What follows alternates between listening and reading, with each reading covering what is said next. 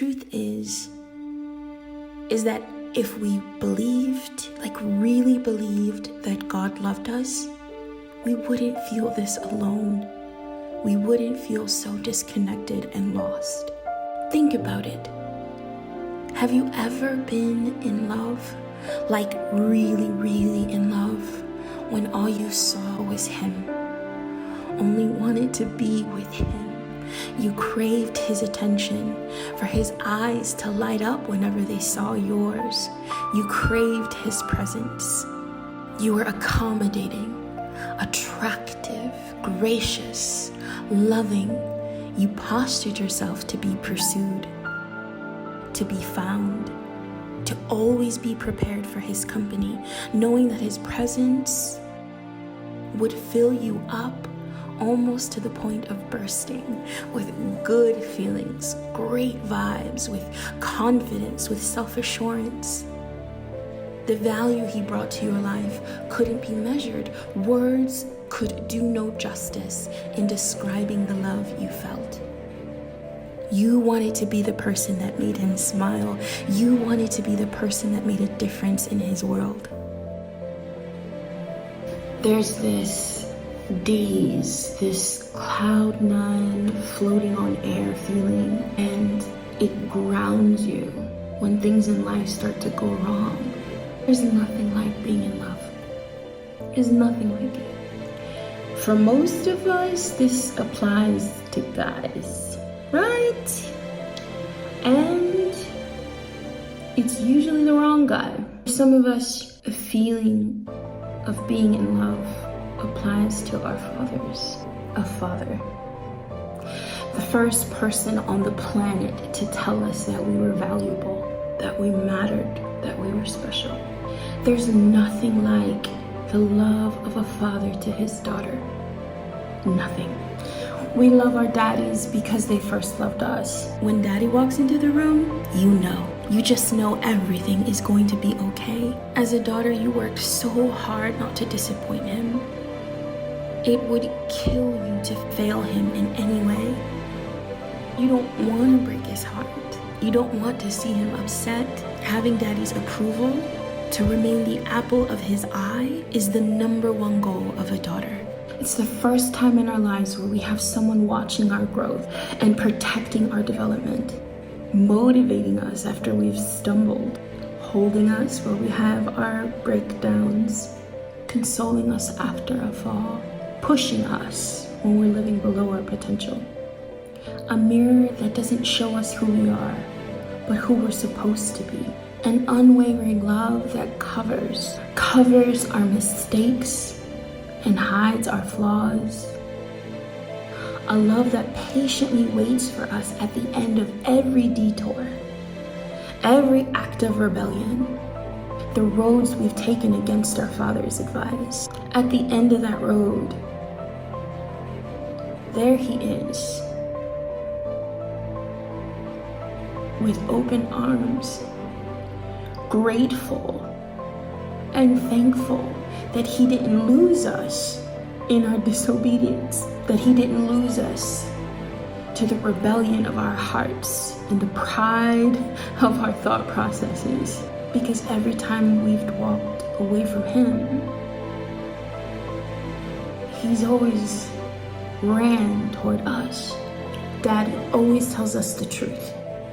He will always spare us from shortcuts and the easy way out, so that we learn the lesson, so that we're stronger and wiser for it. He knows that without his correction, we'd be ill-prepared for this thing called life. But there's a way that Daddy does it, that you know, even though his stern expression can be scary sometimes, you know underneath that is a love, a furious love that helps us to listen more closely, that fuels a fire in us to take heed to what he's saying. When there's an absence of our natural fathers, the identity makers, the ones that hold the mirror and tell us who we are, that we go searching searching for a love that was rightfully ours, searching for validation, for confidence, the reassurance that helps us to go through life. It's a void that can only be filled by a father. Women with daddy issues are daughters who long for their fathers. There will never be a substitute sufficient to fill the void. We can only be filled by our Father's love. Isn't it strange how we know what it is to be in love with a man, obsessed, to sacrifice, to hand over our hearts and our minds and our bodies, sometimes our bank accounts, to these flawed creatures who can only try their best to love us completely, and yet it's so hard for us to believe that God loves us when He Himself, by definition, is love, the creator of it, the sustainer of it, the giver of it. God is our love story. He gives us the capacity to love. He made room in our hearts just for Him, a place in our hearts that solely belongs to Him, that can only be filled by Him. If we truly believed that God loved us, would we have daddy issues? Father, today I pray that you would invade my insecurities, that you would tear down all my doubts about your love for me. Father, I need you more than life itself, because in your life is where I find mine. It's where my identity is established. Help my unbelief. Increase my faith in this area of my life, because there is where my wholeness is. There is where safety is, power. Knowing that I'm loved by you is the greatest place. It's the safest place. It's where I can make my home. Forgive me for applying my cynicism, my damaged heart, and tainted perspectives to the perfection of your love. I will never know what it costs to love someone like me. All I can do is lift my hands and say thank you. Thank you. Abba, I crave to be the one to make you smile today. I long to be the one who is available for your use. I desire to be the daughter you created me to be. There are no obstacles in my way. There is no distance between you and I. There is nothing that could ever separate me from your love.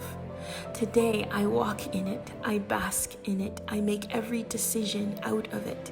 Today I am overwhelmed by it. Today I receive it. When you tell me you love me, today I'll believe you.